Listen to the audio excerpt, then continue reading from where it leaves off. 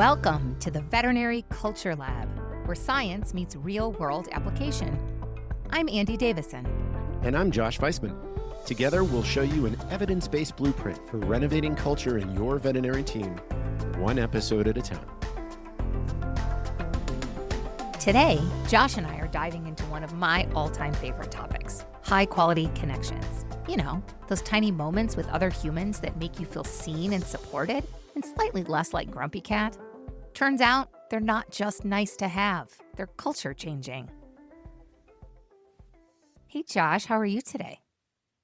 I'm okay. I feel like I'm running ragged today. I mean, it's a good day. It's not like a bad day, but I just feel like like the brain hasn't worked. It's all been just sort of like due. Yes, I have access to your schedule, and I see your schedule, and that does not surprise me. Yeah. It's been a good day. It's been a good day, though. How about you? How are you doing? Doing good.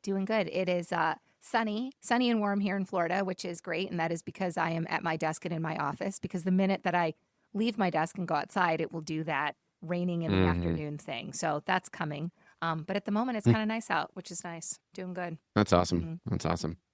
Yeah. I'm getting on a plane here after we record this to fly to Houston. So I'm going to get to experience just I don't know, I feel like a version of what you live in. It's definitely the humidity, the things that I've noticed, and in all of our visits to Texas, right, when we go to conferences and whatnot, it's definitely still the humidity. But the thing that we get in Florida that you may not get in Houston is the breeze that goes with that, because you've got all the concrete and all the buildings and all the city, and you still got that heat and humidity.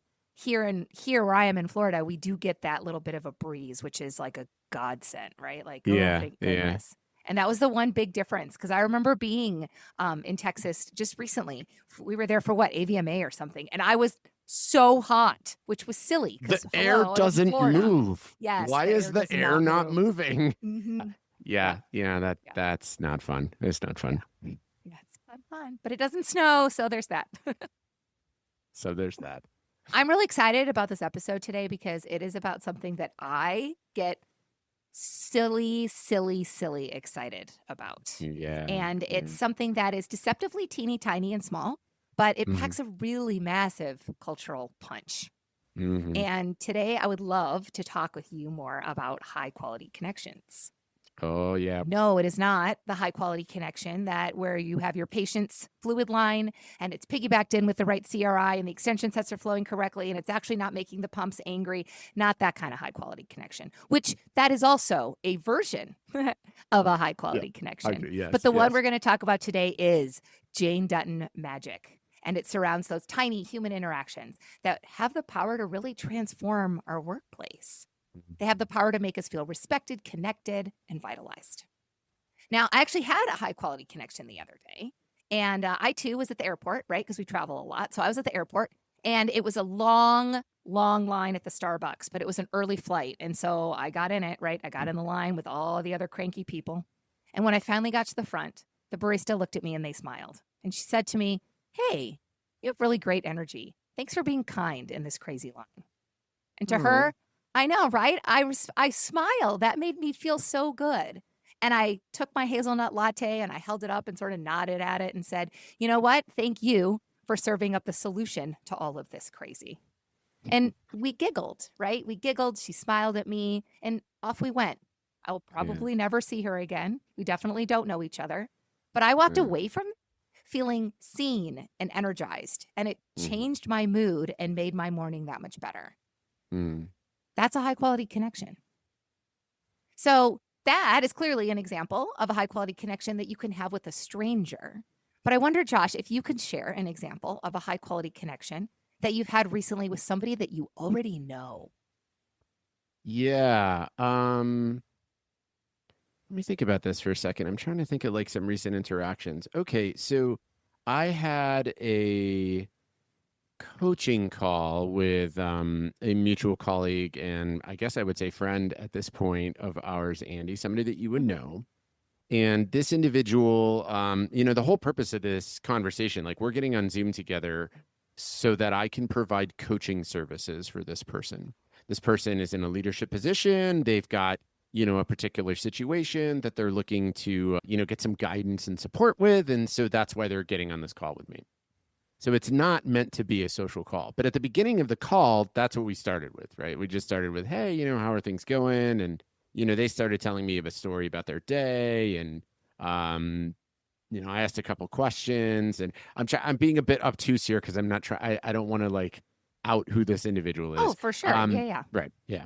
But just like spending a minute or two at the beginning of this call. So rather than, getting down to business, it was really just a couple minutes of human connection. And it really, honestly, I really feel like that particular session went a lot better than some other sessions had gone because we took this opportunity to just kind of chit chat and connect as human beings. Yeah, that's a great example. That's exactly a beautiful example of a high quality connection between somebody that you know. It was short, right? It didn't take up the whole time. It was just a couple of minutes. And you connected with them in a way that made you feel seen. It made the other person feel seen. And you were able to move forward a little bit more energized and have a really productive coaching session because of it.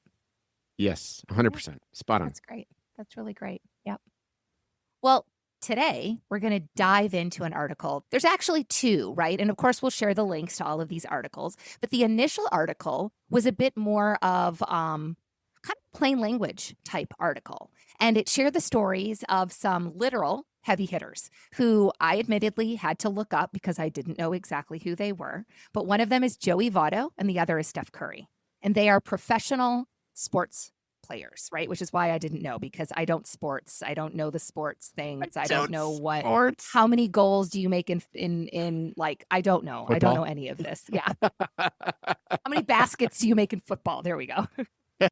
So I definitely had to look this up. But the article was really, I don't know, it jumped out at me because, like I said, it was a plain language approach that utilized stories from these individuals and really built upon the concepts that Jane Dutton brings to positive psychology, to organizational psychology, to positive organizational structure.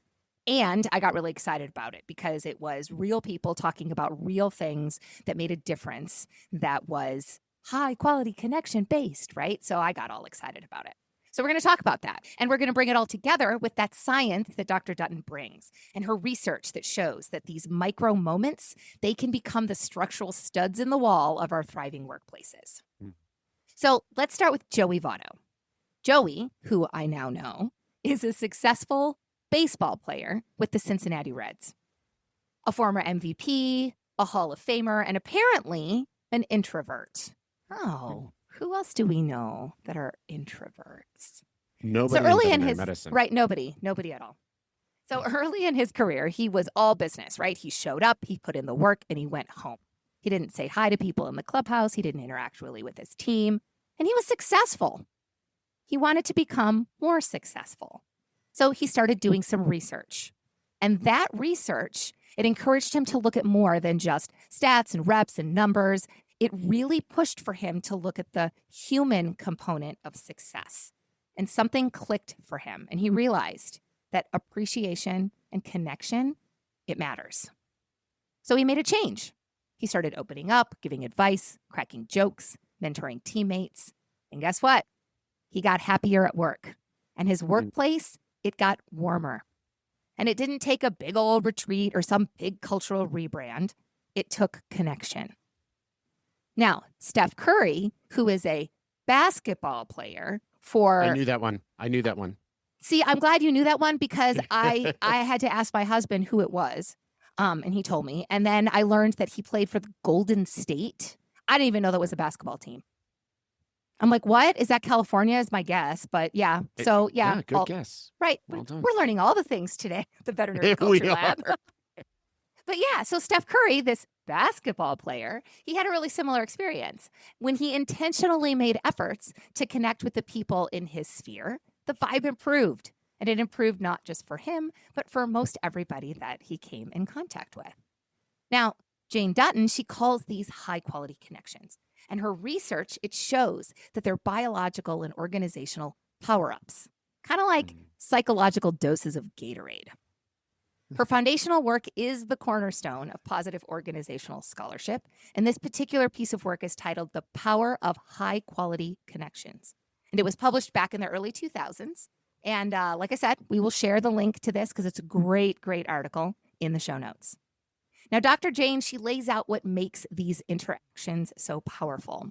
She explains that high quality connections are brief, positive interactions that can improve individual and organizational outcomes. These interactions, they can happen in 3 different ways. The first way, she calls cognitive.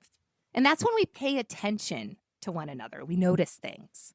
Mhm. The second one is emotional. And that's where we exchange positive and productive feelings that cause us to experience that mutual vitality. The third is behavioral, where we show up in a trust-building and respectful way. So in other words, Josh, there's small moments that reiterate mutual trust and value, and they leave us feeling energized. I always like to think of these moments as those like warm moments that sort of restore your faith in humanity. Yeah. Yeah. So like we said a moment ago, high quality connections, they can absolutely happen within ongoing relationships, right? Friendships, client interactions, but they can also happen between total strangers. Hmm. They're that, hey, I see you nod. And that 30 Mhm. seconds, it can totally change somebody's day. Okay, I have Now, one. I have one. oh, Can I share okay. one really quick? Yeah. Please. Yeah. It's actually very similar to yours. So, folks listening to this can't see, but I'm wearing a shirt right now that says "Be kind" on the front of it. Mhm. I was meeting some colleagues, actually some other mutual friends of ours, for lunch, and we went to one of my most favorite ice cream places in the world after lunch. And we placed our order, so each of us got our, scoop of ice cream. I, of course, got my scoop of ice cream in a very large waffle cone covered in rainbow sprinkles. And What flavor of ice cream, though? That's like critical for me to know.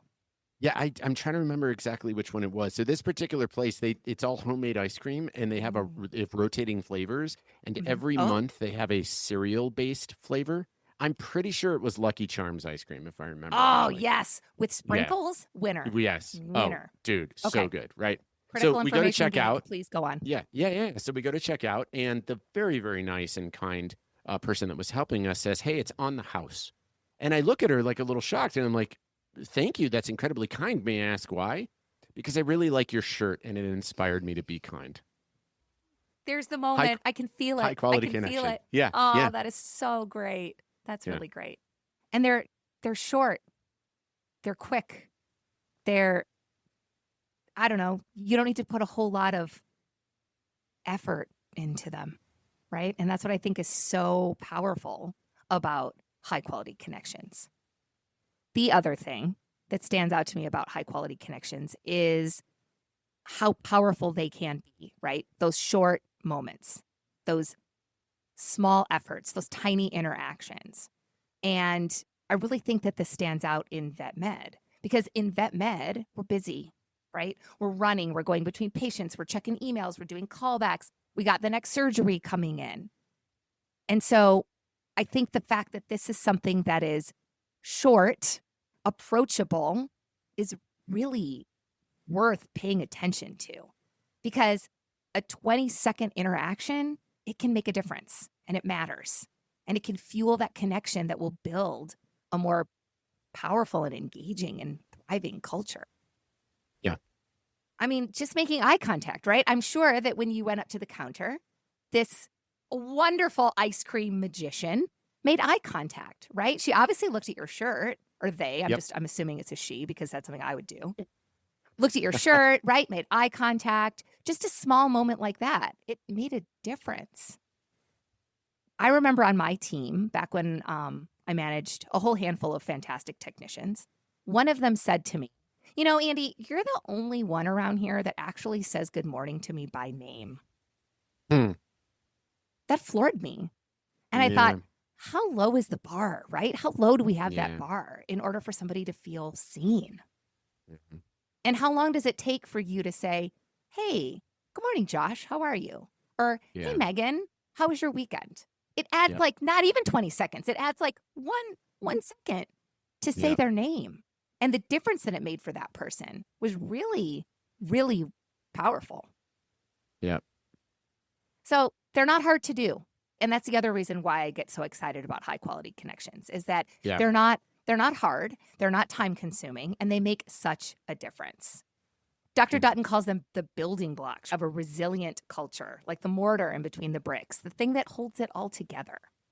And of course, that causes me to think, right, more about our industry and the humans within it. And there's a few questions that came up for me, and I would love to hear your insight and your input on some of these questions. Are you game? I'm game. Throw 'em my way. All right. The big one is, why do you think high quality connections are often overlooked in the fast paced environments of them? Oh, that's a great question, Andy. Yeah, I think the first thing that pops to mind for me is I think that sometimes we get caught up in an either or thinking. Like either I can tend to this task in front of me that has to be done right now so that I can get to the next 700 tasks I have to do, or I can spend time being your friend. And we think that that's the only option, right? Like it's either I'm doing my work or I'm fraternizing. And obviously, fraternizing doesn't make sense right now when there's 3 urgent patients and I've got, orders from the doctor to take care of treatments, which is sad to me because those things can coexist. Like, I mean, it's really easy to do both at the same time. It's just about shifting our mindset, I think, a little bit around, that this is not an either or, this is a both and. Mm-hmm. Yeah. Well, and to add to that, it's often, I don't know, for me, it's often more fun to be able to do both of those things, right? To be Oh, able for sure. yeah, to be able to do your job, to be able to triage patients, to work through your patient wards and administer treatments, to make visits, site visits, whatever it is Yeah. that you're doing. If you're able to do that with a team or with other people that you enjoy connecting with and feel that you respect and that respect you, and that you walk away from that with that sort of, that warm feeling of vitality, Mm. that would be something I look forward to. Oh, absolutely. I mean, I think that's what the best teams do is they connect as humans, even weaved within, not despite the stressors and challenges that they're facing each and every day. Mm-hmm. That kind of piggybacks onto the other thing I was thinking about, which has to do with the stress, right, that we experience in vet med and some of the chaos that happens and the dumpster fires that get set ablaze. And I'd love to hear more about what you think. Do you think that high quality connections could matter more for teams that are under stress? Or do you think that they're just valuable when things are going well? Oh no. No, I think that they're essential for teams that are under stress. I mean, I think of these as sort of like the essential moments between, right? Like so Mhm. obviously when things are going well and we're under low stress, we should be cultivating the relationships that we have with the people that we're interdependent on, that we need these people around us to be able to do our job well and to at least find our job somewhat enjoyable. So obviously in those downtimes, we should be making those deposits in the bank. But they are equally, if not more essential when things are really stressful. I mean, Andy, you and I both know the literature is very clear here. Resilience is not a solo act. Like, the capacity to like face challenging things and overcome them. Like, I don't know, 2 technicians have called in sick today and a hit by car just walked through the door. That is not the time to disconnect. That is the time to connect because it's going to require all of us together to tap into the greater potential that happens when we are together. It's not a bunch of individuals doing tasks. It's a group doing a task. And so, yeah, I think those high quality connections are essential under stressful times. I love that you brought it back to that relational maintenance component. We've talked about that already a couple times and the value that comes with depositing into the bank, right? Finding opportunities, making the effort, connecting with people Yeah. so that when you have an extra stressful time, maybe things aren't going your way, maybe you snap at somebody because you're human and that happens, right? We all do it. I do Yeah. it too. Yeah. And we have those pennies and nickels and dimes in the bank. And we can put them in there via high quality connections. Those are a Oh, great yeah. way to do that. And then it builds up that social capital that will allow us to work more collaboratively and more, function better as a team when the dumpster fire hits. Mm-hmm. Yep. Agreed. So, quality connections, clearly, they're not just fluff, they're structural. They're that foundational material for building cultures because we're not doing it alone, right? We're not going, most of us, well, no, none of us are going to work alone. Even if you are a solo equine practitioner, right? Out on the road in your truck alone all day doing your thing, you still get the horse owner on the other end of that call. So Yes. we are out there interacting with humans every day at work. And the connections that we make with those humans, it is foundational material for building thriving cultures, thriving workplace experiences, and flourishing lives, really. And Dr. Dutton's research really shows that if we can experience high quality connections, that it will improve our resilience, it will improve retention and engagement, it will boost our motivation, our collaboration and innovation, and of course, our connection with those around us. And this matters. This matters in vet med, right? With the stress and the fatigue and the constant change. A culture that lacks connection, it wears people down. And that's hard to manage. And so, for those out there that are looking to boost their culture and take this science of high quality connections and be able to apply it to the cultures that they experience at work, I have a couple of ideas, but I'm actually going to ask you for one first because I've been talking a lot because I know you have a good idea. Oh, for how to create those moments in the workplace? Yeah. Yeah, I've started to really well, a couple things. I think that like if you can hold people prisoner, that's one way to create high quality connection because you've got a captive audience then. Right. Yeah, that's terrible, right? That one was exceptionally bad. I waited a very long time to find a place to put that one in this episode, and it just was good. that felt It really just flat. No, slid it right in there. it's very kind of you to say that it was good, and I appreciate that, but it was not. No, I've really come to think of these as like water cooler moments, for those of us old enough to remember, or maybe we've seen, I don't know, sitcoms that, people get together in the office in the water cooler, but that historically, like that was the thing, is we all worked together in an office somewhere and there would usually be a water cooler and people would go and take a short break there and they would usually congregate 2 or 3 or 4 people at a time. And during that short period of time that they were having a cup of water, they were connecting in some way.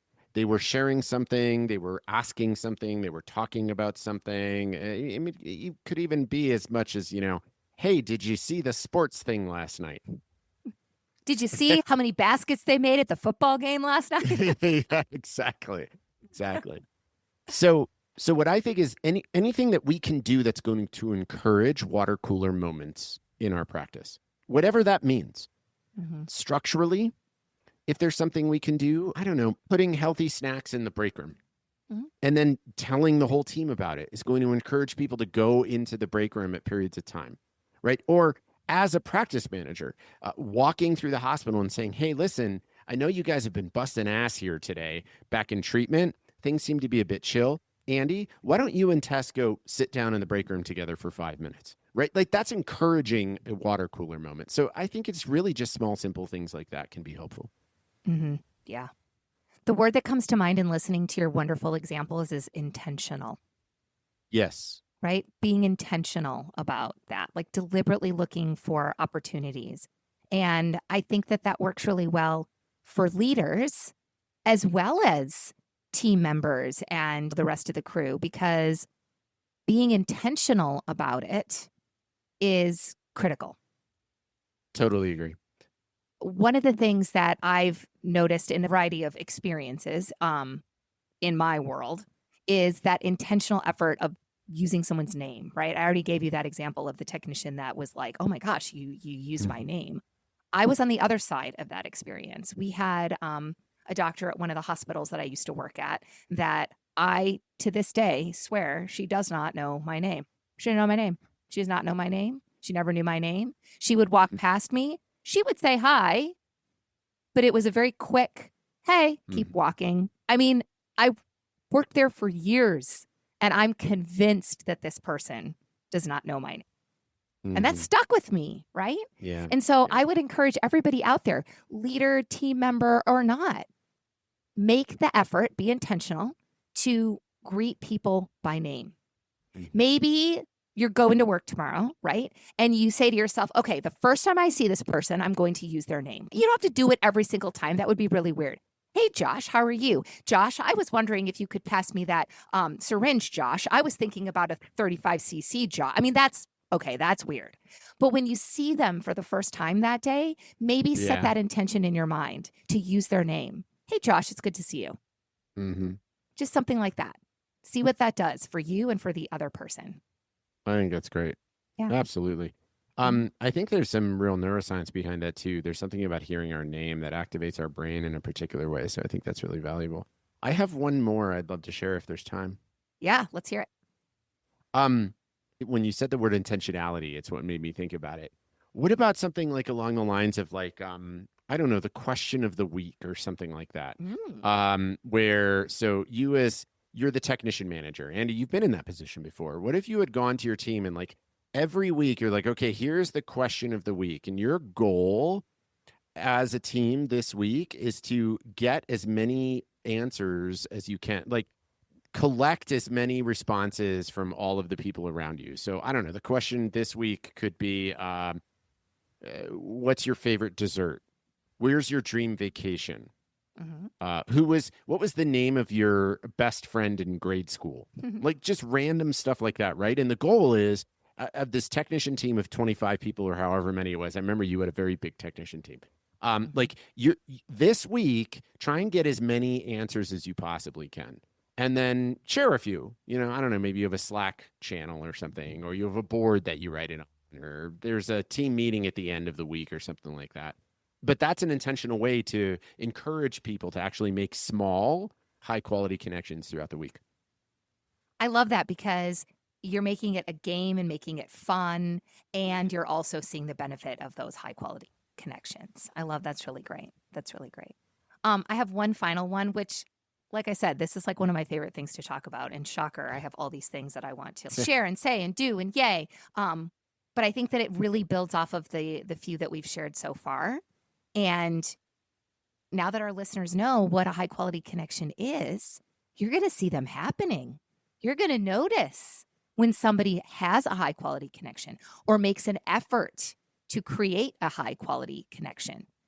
Notice it, point it Yeah. out, say Yeah. something about it, right? Yeah. Hey, that was a really great connection you just made with Mrs. Anderson. Like, yes, that's so great. Celebrate that when you see it. And I think that's a really kind of fun way to celebrate those moments and recognize other people when they're making the effort and when they're being intentional about it too.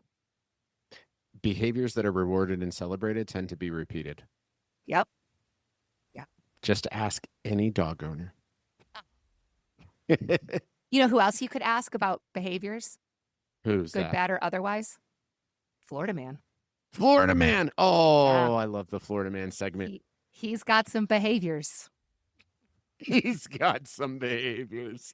There's some behaviors happening. This week's Florida man's behaviors, I was giggling. I mean, uncontrollably giggling so loud that Mike came out of the bedroom and was like, "What is What so is funny? happening? What is so what funny?" what am I missing out here? Yeah. This is the headline.